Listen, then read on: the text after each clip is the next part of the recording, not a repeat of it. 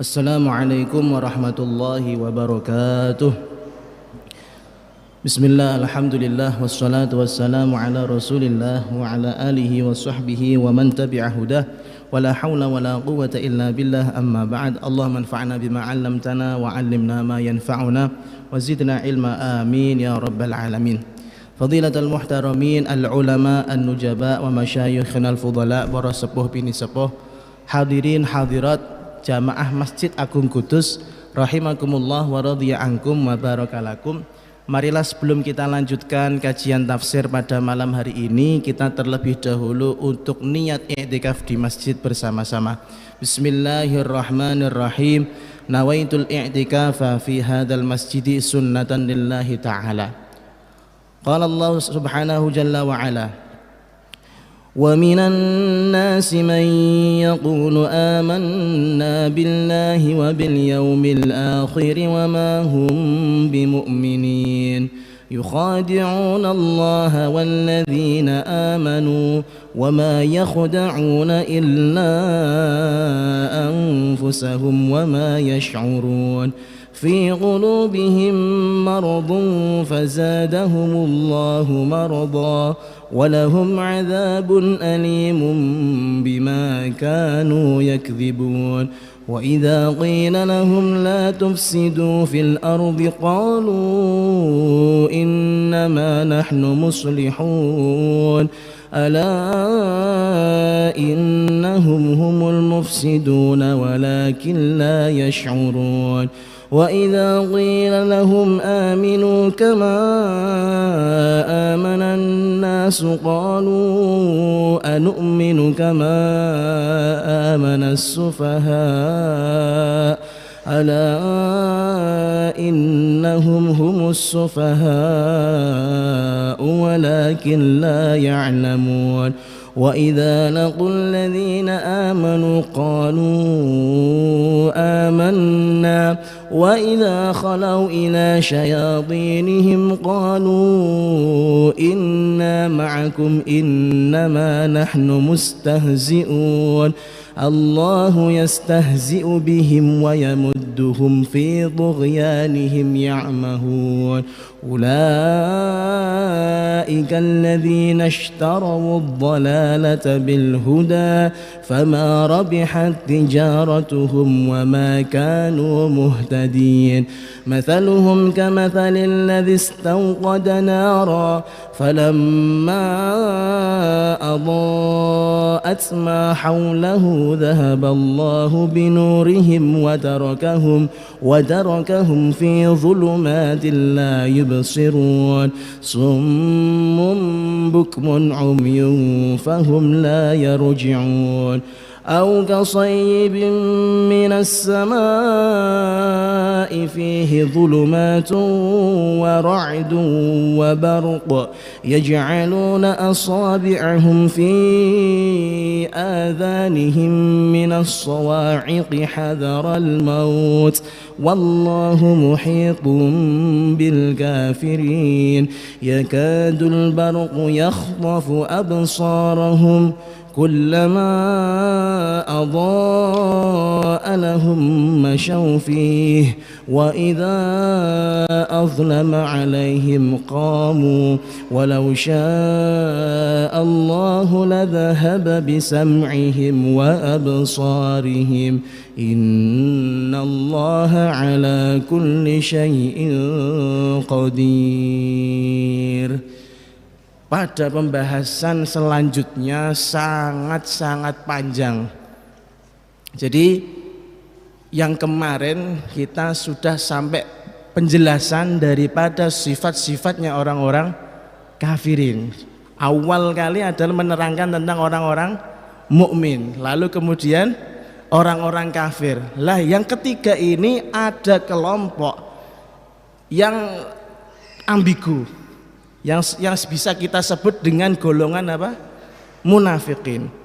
Maka di sini Syekh Amin Al-Hariri mengatakan, munasabatu hadhil ayah lima qablaha anna Allah subhanahu lamma dzakara awwalan man akhlasa dinahu lillah wa wafaqa sirrahu ala nuh wa fi'luhu qawlah tsumma tsanna bi dzikri man mahadul kufra zahiran wa batina tsallatsahuna bil munafiqin. Hubungan ayat-ayat yang kita baca tersebut barusan dengan ayat-ayat sebelum ini apa? Pertama kita harus tahu ayat yang disebutkan awal kali di awal surah Al-Baqarah, Allah Subhanahu wa taala mensifati, mendeskripsikan, memberi penjelasan detail tentang orang-orang yang beriman. Tokoh protagonis kalau main filmnya. Lalu kemudian selain ada protagonis ada tokoh antagonis. Ada musuhnya orang-orang mukmin itu disebutkan di sini tsumma tsanna bi dzikri man mahadul kufra zahiran wa batinan. Golongan kedua yang di dalam awal surat Al-Baqarah yang disebutkan oleh Allah Subhanahu wa taala adalah golongan orang-orang yang benar-benar kafir. Yang kemarin sawaun alaihim a'andzartahum am lam tunhirum la yu'minun. Mau dikasih kabar buruk juga enggak ngaruh, dikasih kabar bahagia juga enggak bermanfaat. Lah yang di sini ini tsallatsahuna bil munafiqin. Allah Subhanahu wa taala sekarang mau menjelaskan sifat-sifat daripada orang-orang munafik. Kemarin kita sudah sampaikan, munafik itu adalah orang-orang yang abtanu al-kufr, orang-orang yang di dalam hatinya itu kafir, lesannya mengucapkan iman. Makanya di sini alladzina amanu bi afwahihim, mereka ngakunya secara lesan beriman, tapi walam tu'min qulubuhum, hatinya tidak beriman. Wahum akhbatsul kafarah, kafir paling buruk yang ini. Ya, karuannya cetok musuh saya ini kafir misalnya seperti itu. Orang mukmin pasti tahu, ah ini orang kafir gak boleh dideketin ini. Oh ini orang kafir harus hati-hati karena sudah melabeli dirinya dengan kafir. Tapi kalau munafik, wah enggak, musuh dalam selimut. Sing koyo konco ternyata, nah ternyata musuh. Dikira cupu ternyata suhu, istilahnya sekarang seperti itu ya. Dikira cupu ternyata suhu. Lah ini hum akhbasul kafarah, yaitu kafir yang paling buruk yang ini. Ngomongnya iman, ngomongnya Islam, tapi hatinya adalah orang-orang pembenci Islam, pembenci Kanjeng Nabi Muhammad sallallahu alaihi wasallam. Li'annahum dhammu ilal kufri istihza'an wa khida'an wa tamwihan wa tadalliyan. Karena mereka masih membawa kekafiran. Jadi mengatakan, oh aku ini beriman tapi sambil ketawa-ketawa. Oh aku ini Islam tapi sambil menghina. Lah ini nanti disebutkan detail oleh Allah Subhanahu wa taala.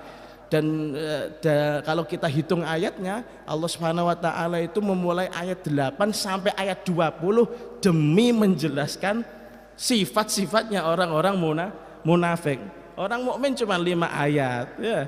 Orang kafir cuma tambah 2 ayat atau 3 ayat. Setelahnya munafik sampai 20 ayat. Bayangno, sampai berbahaya seperti itu orang-orang munafik. Lalu kemudian ada pertanyaan menarik, limadza akharallahu ta'ala dzikral munafiqin. Mengapa Allah Subhanahu wa taala menjelaskan deskripsi atau pengertian atau jenis-jenisnya orang-orang munafik di akhir, bukan di awal atau di tengah. Di sini Al-Imam As-Sawi mengatakan wa akharahum 'anil mu'minina wal kafirina zahiran wa batinan isyaratan ila annahum aswa'u halan minal kufri.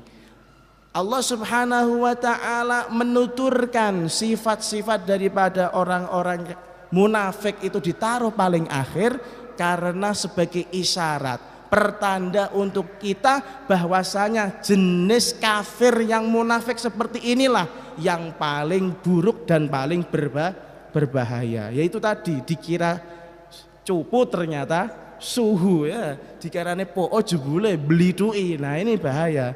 Teman-teman yang model seperti ini kan ada dah. Pun. Lalu kemudian kaifa wasofa ini kita lewati saja. Nah, kalau kita teliti ayat tadi yang kita baca, Allah Subhanahu wa taala itu mensifati orang-orang munafik itu sampai 13 ayat. Sementara orang-orang kafir hanya dalam dua ayat. Hikmahnya kenapa ya? Hikmahnya kenapa? Sing kafir mong rong ayat tok, tapi sing munafikin sampai 13 ayat. Hikmahnya di sini di halaman selanjutnya, qala al-Fashani al-iqtisaru fi wasfil kuffar al-musirrin al-matbu' ala qulubihim ala ayatain idh la yanja' fihim al-kalam wa la yajti' alaihim khitab. Allah Subhanahu wa taala mensifati orang-orang kafir hanya dalam 2 ayat saja, karena kalau panjang-panjang nggak ada manfaatnya lagi. Wes cap-capane kafir, produk gagal, mau diapakan lagi produk gagal? Sudah nggak bisa dibenahi lagi, mending di return ganti tukar tambah saja kan gitu ya, tukar tambah saja, nggak usah, nggak ada manfaatnya nyebutin orang-orang kafir secara detail karena sudah jelas sifat-sifatnya. Agar nyembah saliyane Gusti Allah fix kafir, sudah kan gitu. Contohnya seperti itu. Tapi wa ammal munafiqun, adapun orang-orang munafik, faqad yanja'u fihim at-taubih wa ta'yir. Bisa jadi ketika dipojok-pojokkan, ketika orang-orang munafik ini diumbar kejelekannya, itu bisa jadi merasa bermanfaat. Nah, jadi orang-orang munafik itu kalau dibully Allah, kasarannya Allah itu membuli orang-orang munafik, bisa jadi bulian tersebut atau desakan tersebut atau Allah mensifati jelek orang-orang munafik ini akan memberi dampak positif pada orang munafik.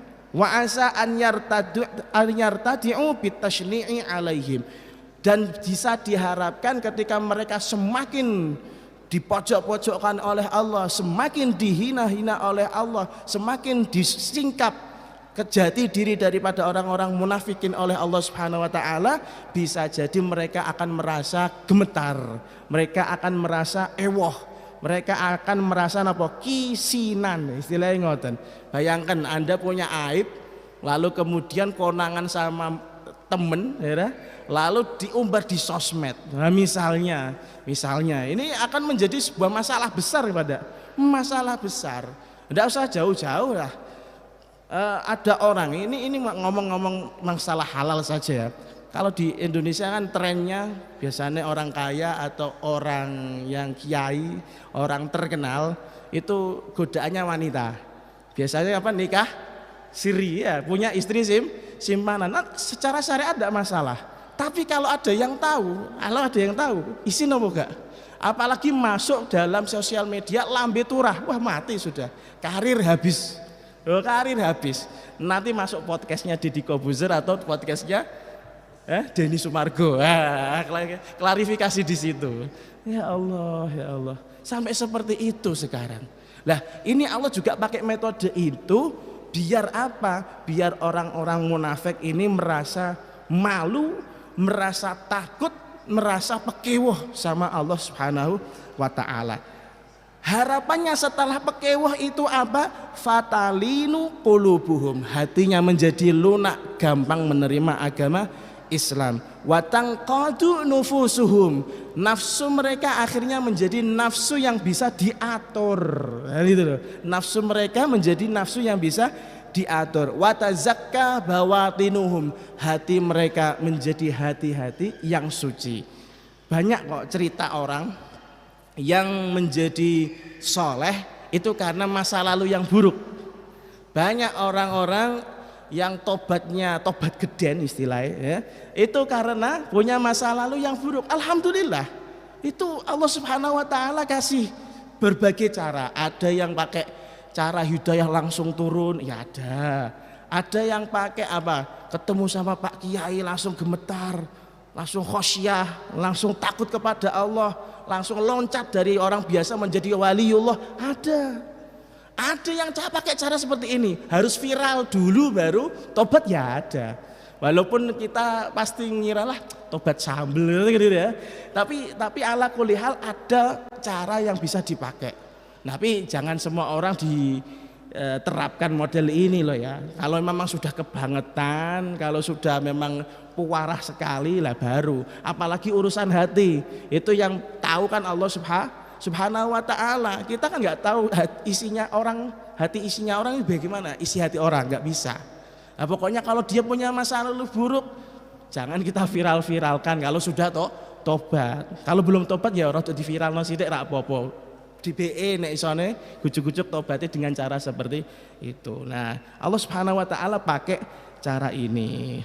Akhirnya setelah kalau sudah tobat, kalau sudah tobat bagaimana? Kalau sudah menjadi orang baik bagaimana? Illal ladzina tabu wa aslahu wa atasamu billah wa akhlasu dinahum lillah faulaika ma'al mu'minin wa sawfa yu'tillahul mu'minina ajran 'azima. Kalau sudah tobat, sudah berbuat baik, sudah gandulan kali Gusti Allah, sudah ngikut ajarannya Allah Subhanahu wa ta'ala, maka kita sebagai orang-orang mukmin jangan sampai mengungkit-ungkit masa lalu orang. Ya, kalau ada orang tobat lalu kemudian mengatakan saya punya dosa banyak, saya pengen tobat, ya sudah, terima saja. Ya, saya akan bimbing kamu, yang masa lalu nggak usah sampean ceritakan kepada saya, yang penting kowe bener-bener tobat. Nah ini penting. Yang susah itu gini, yang susah itu kalau kita tahu masa lalu orang itu buruk, lalu kita emosi loh. Ketika kita emosi sama ini orang, terucap kata-kata menjelek-jelekan masa lalu orang tersebut. Buktinya kata kok orang-orang yang dulunya dalam pandangan Islam itu, pandangan kaum muslimin menjadi momok seperti Sayyidina Umar bin Khattab, itu dulu musuh. Tapi ketika sudah masuk Islam, apa kata Rasulullah? Apa kata beliau sebagai pembela agama Islam? Langsung membela Kanjeng Nabi di hadapannya kafir Quraisy. Lah gitu loh. Masa lalu. Padahal Sayyidina Umar sendiri dulu pernah membunuh anaknya perempuan. Ya nyatanya Kanjeng Nabi nggak pernah itu guyon dengan mengatakan, oh biyen kayak kowe jahiliyah goblok, kan nggak pernah seperti itu ya. Nggak pernah. Nah, ini santri-santri juga sama ya. Santri-santri juga sama.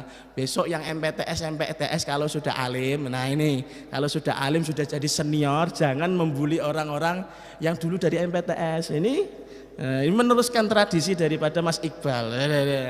MPTS ya lucu tidak apa-apa, tidak masalah, yang penting jangan dibully. Pun wa minan nasi lan iku setengah saking menusa wong akeh man utawi sapane wong yaqulu kang ngucap sapa man amanna iman sapa kita billahi kelawan Gusti Allah wa bil yaumil akhir lan kelawan dina akhir alias dina kiamat wa ma hum lan tetapine ora ana hum utawi man bi mukminina iku padha iman kabeh. Alhamdulillah. Nah, ini kita sudah masuk pada pembahasan tentang sifatnya orang-orang munafik.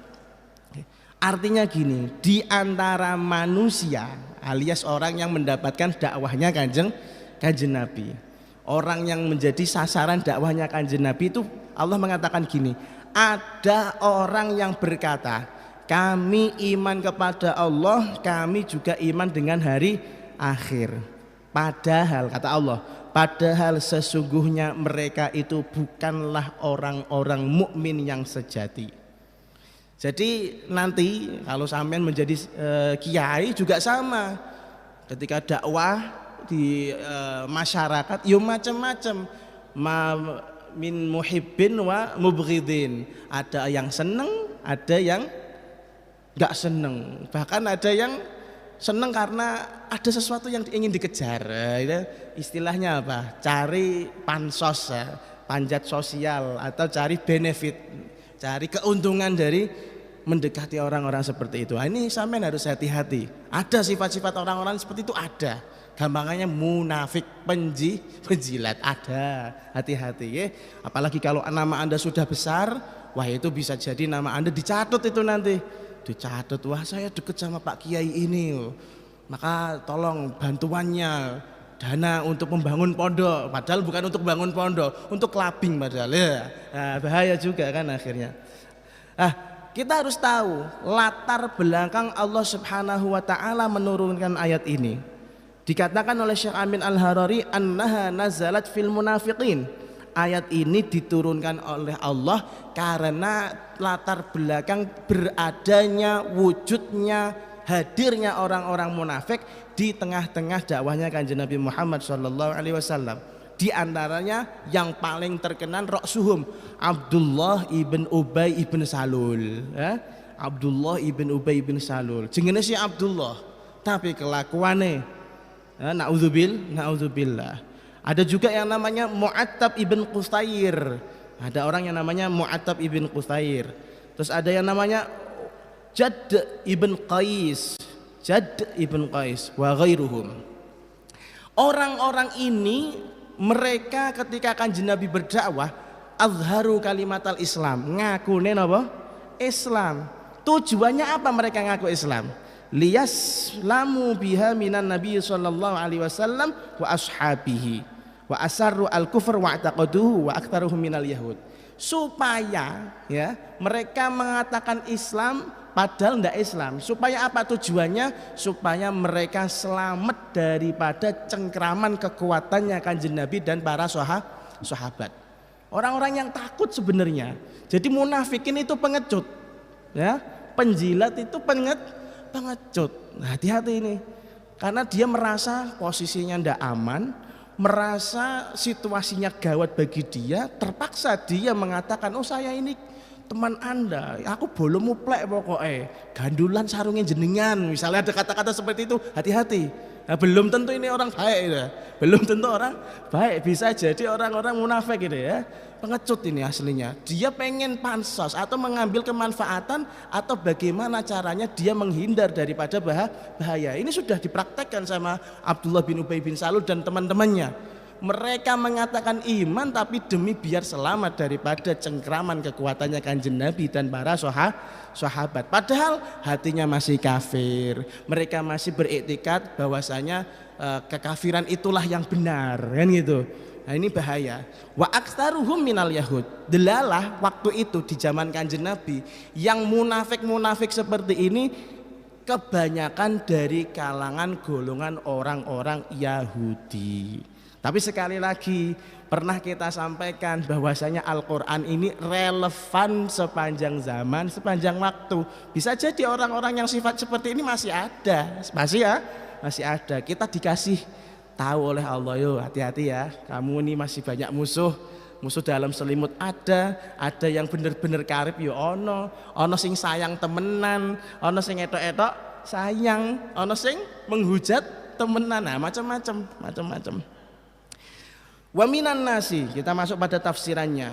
Wa minan nasi may yaqulu wa ba'dun nasi yaquluna bi alsinatihim. Sebagian daripada manusia yang kamu mendakwahkan agama Islam kepada mereka mengucapkan hanya dengan lisan mereka apa?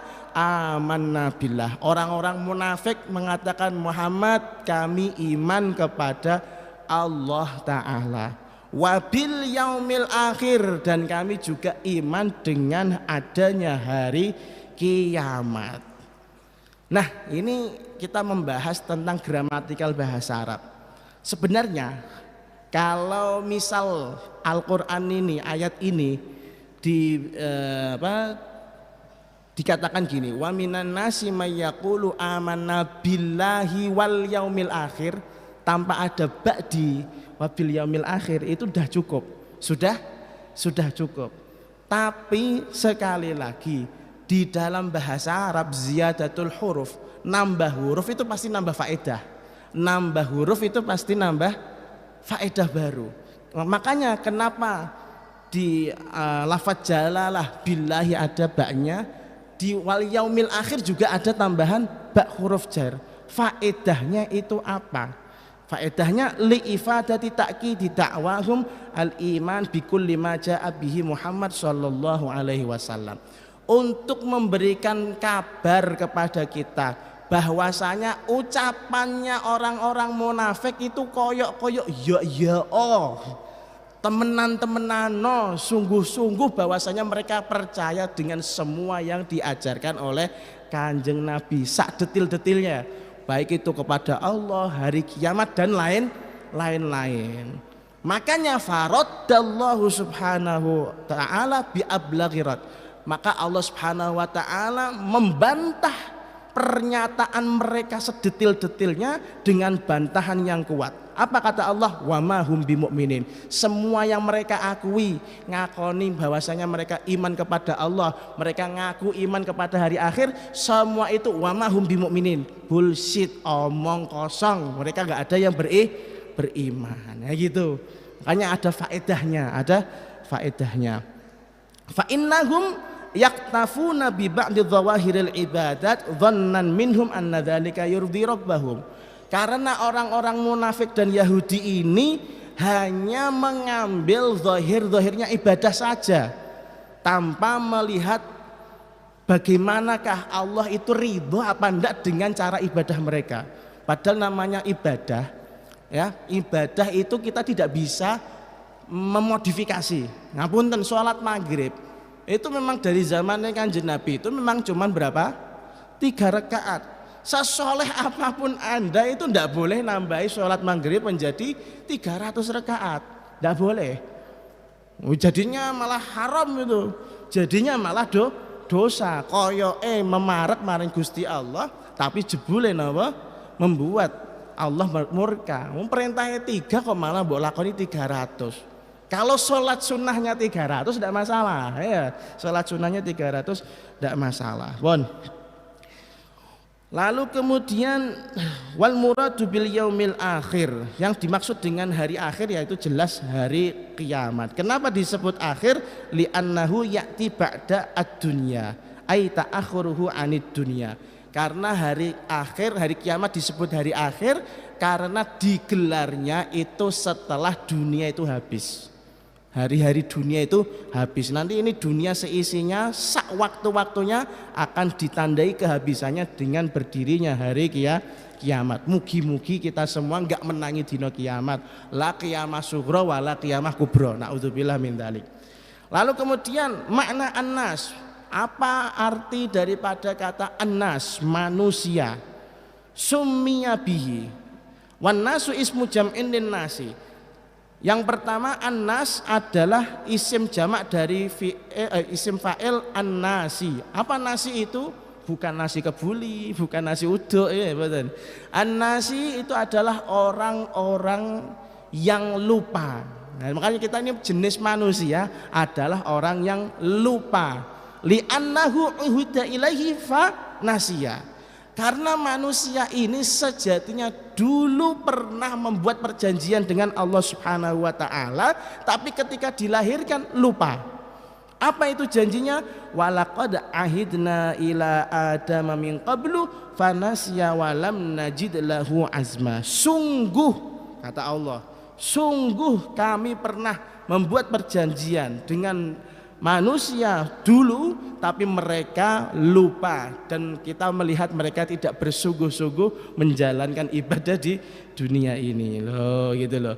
Jadi kita tuh pernah membuat perjanjian dengan Allah. Apa? Janji bahwasanya kalau nanti lahir di dunia sebagai manusia siap untuk bertauhid, siap untuk beribadah hanya kepada Allah Subhanahu wa taala. Loh, nyatanya ketika lahir malah leren sekolah barang saya kok, ya. Sekolah ada sekolah TBS, ada kudziyah, ada diniyah, ya.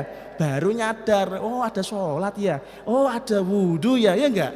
Loh, ini sebenarnya ini sudah kita janjian sama Allah dulu, lupa diingatkan. Makanya alhamdulillah kita selamat lah ya, mugi-mugi menjadi manusia yang ingat bahwasanya kita punya janji dengan Allah Subhanahu wa taala, yaitu janji untuk menyembah satu-satunya Tuhan yang berhak disembah, yaitu Allah taala. Itu arti yang pertama. Arti yang kedua, manusia itu adalah apa? Lizuhurihi, dari fi'il madhi anasa. Manusia itu adalah orang yang absara, ya, adalah sosok yang bisa diindra, sosok yang bisa dilihat dengan mata telanjang. Karena gini, manusia itu tidak ada yang gaib, ya. Ya, paham nggih sama saya? Manusia itu normalnya bisa dilihat dengan mata. Makanya dikatakan insan atau nas, dikatakan nasun min anasa ay absara. Dikatakan manusia sebagai nas karena dia adalah sosok yang bisa dilihat. Li annahum zahirun, mereka terlihat, mubsarun, bisa dilihat. Makanya manusia nama lainnya adalah basyarun. Apa namanya? Basyarun, manusia. Tapi artinya basyar itu apa? Itu kulit itu. Nah, kulit itu bisa dilihat. Beda dengan jin. Al jinnu summiyal jinnu jinnan lijtinanihim ay istitarihim an ayunin nas. Jin disebut sebagai jin karena dalam bahasa Arab jin itu artinya sosok yang tidak bisa dilihat oleh mata biasa. Nah gitu loh. Kalau ada orang, ya ini kaidah syari'iyah loh ya. Tidak semua orang, tapi kalau ada orang manusia ngaku-ngaku bisa lihat jin. Nah, pilih ini meneh. Kalau ada manusia punya mata manusia ngaku-ngaku bisa lihat jin, hati-hati. Fihi syai'un fi qalbihi minal iman. Imannya bermasalah, imannya bermasalah. Illal anbiya, kecuali para nabi. Kalau nabi jelas mereka jangkauan dakwahnya Kanjeng Nabi Muhammad SAW itu sampai bangsa jin. Mungkin para aulia bisa kita katakan, para ulama bisa. Tapi awak dhewe, wah gayane aku dek mau sowan nek ngene makame Habib Idris. Wah, ono jaran putih, lendi di pojokan kono. Wah, pokoknya hapus-hapus, mirip Dajjal pokoknya jangan iki ya. Atos-atos, jangan dipercaya. Maka teman-teman kalau santri, biasanya santri ini dolanan setruman, nah, nggak usah dipercaya orang-orang seperti ini. Wah sudah kesurupan ini mesti orang, sudah kesurupan. Ngaku-ngaku bisa lihat apa barang gaib. Karena pernah dibuat sebuah eksperimen. Ada orang-orang indigo kan macam-macam ya. Sampeyan paham indigo. Jadi mengaku bisa melihat apa? Sosok-sosok yang tidak bisa dilihat oleh orang lain. Ada 3 orang indigo dibawa ke tempat yang sama, yaitu suatu tempat yang angker. Manifestasi yang mereka dapatkan beda-beda. Ada yang merasa dia di situ diserang oleh jin singa. Wah, jadi nduk kono tukaran terus. Ada yang merasa di situ dia disambut bak seorang raja. Jadi wah dimulyakno sama bangsa jin. Dan ada yang di situ dia merasa sedih melihat jin-jin yang sakit hati atau gimana, pokoknya macam-macam. Ternyata basic 3 orang ini beda-beda.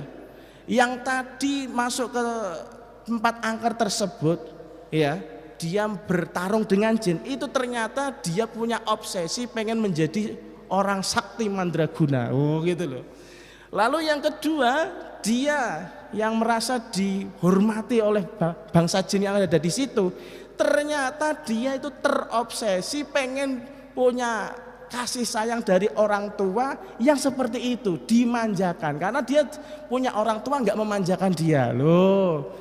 Dan yang satu saya lupa alasannya apa. Pokoknya pada intinya pada tempat yang sama 3 orang nangkepnya beda-beda. Ini sudah dipermainkan berarti. Makanya hati-hati. Kalau ada teman-teman yang mulai kena masalah seperti itu, lebih baik diruqyah syariah. Nanti kita bacakan surat ayat kursi dan lain-lain. Sak kursi ini diuncangno sisan. Ben sadar. Lanjut, kemudian yang ketiga, arti manusia minal unsi alladzi huwa diddul wahsyah. An-nasu dari kata al-uns. Al-uns itu diddul wahsyah. Uns itu kabar bahagia, sesuatu yang membahagiakan. Kalau al-wahsyah sesuatu yang menakutkan. Kenapa manusia itu diambil dari kata unsun, yaitu sesuatu yang membahagiakan? Karena li'annahum yasta'nisuna bi amsalihim, karena mereka merasa nyaman jika berkumpul dengan jenis manusia. Manusia itu diciptakan oleh Allah Subhanahu wa taala dasarnya tidak bisa hidup sendiri. Di sini misalnya masjid ini sepi jam 12 malam ya, nggak ada orang, alun-alun nggak ada orang. Lalu kemudian Iqbal dewe andok gini, merasa takut nggak, ketar-ketir nggak? Ngakunya sih pengen sholat tahajud misalnya di sini ya, sholat tahajud. Tapi jam 1 malam bro, peteng nggak ada apa-apa, deket makam sih kan, yang katanya ada kuda, jin kuda di situ ya katanya. Pasti takut. Lalu kemudian tiba-tiba ada wafik dari situ. Wah, padahal orang wudhu, baru suaranya wafik wudhu di situ, dia sudah merasa nyaman. Alhamdulillah ada orang di sini, ada yang menemani saya untuk beribadah. Manusia juga sama seperti itu. Di pondok sendirian nggak berani, temennya balik seneng, ya nggak? Ya, sama. Au yasta'nisu arwahuhum bi abdanihim wa abdanuhum bi arwahim. Atau manusia itu diambil dari kata unsun yang artinya nyaman, karena badan mereka nyaman nyambung dengan roh mereka, dan roh mereka bisa masuk nyaman dengan badan mereka. Seperti kita ini badan nyambung dengan roh kita sendiri, itu namanya al-uns, bersatu ya, bersatu. Intinya semuanya sama. Lalu kemudian ngapunten nak mimik. Alhamdulillah. Ada pertanyaan menarik. Kita melanjut lagi pada tafsiran. Limadza khussa al-munafiqun fi hadhil ayah bil imani billah wal yaumil akhir faqat. Kenapa Allah Subhanahu wa taala mensifati orang-orang munafik di sini, mereka menyatakan bahwasanya iman hanya kepada Allah dan hari akhir. Padahal kalau tafsirannya gimana? Iman dengan semua apa yang dibawa oleh Nabi Muhammad. Tapi di Al-Quran kok disebutkan dua itu saja. Kenapa? Kok enggak semuanya iman billah wa malaikatihi wa kutubi wa rusulihi gitu. Kenapa hanya dua hal tersebut? Disebut di dalam sini Syekh Amin Al-Harari mengatakan li'annal qaum kanu yahudiyan. Karena orang-orang munafik saat itu mereka kebanyakan dari golongan Yahudi. Dan orang-orang Yahudi yadda'unal iman billah wal yaumil akhir imanan. Mereka orang-orang Yahudi dari zaman dulu ngakunya iman sama Allah Subhanahu wa taala, iman sama hari akhir. Jadi kesamaan kita dengan Yahudi khususnya pada dua hal tersebut. Kita kalau kita tanya sama orang Yahudi, kamu iman sama Allah tak? Iman. Kamu percaya enggak kalau ada hari kiamat? Percaya. Itu kita kesamaannya di situ. Cuman ada bedanya dalam masalah akidah. Apa?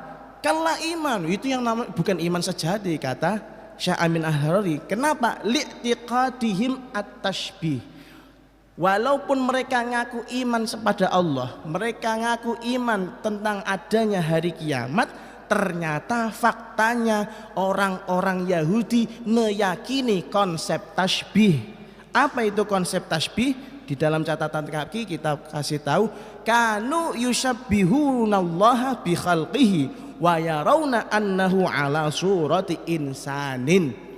Orang-orang Yahudi itu mendeskripsikan Allah, menggambarkan Allah Subhanahu wa taala sama dengan makhluknya dan digambarkan sama dengan manusia. Ini repotnya.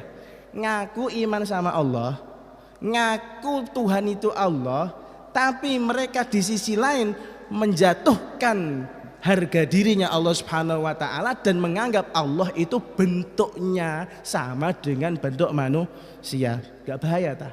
Bahaya. Loh iya. Pasti Allah gak seneng kan? Wong identitasnya Allah ndak itu. Gampangnya gini. Kamu namanya Iqbal. Tapi sama orang lain dikatakan kamu gak Iqbal, kamu ini Gus Anik gitu. Loh siapa yang gak emosi? Loh iya kan? Siapa yang gak emosi? Pasti saya emosi terlebih dahulu ya. Kok bisa Iqbal jadi Gus Anik kan gitu kan? Nah, bentuknya aja sudah beda gitu loh. Kok disama-samakan? Ya Allah gak rela lah. Mau harga diri ini masalahnya loh kan gitu ya. Itu yang pertama. Kesalahan Yahudi yang kedua, ittikhadul walad. Mereka menganggap Allah Subhanahu wa taala itu punya anak.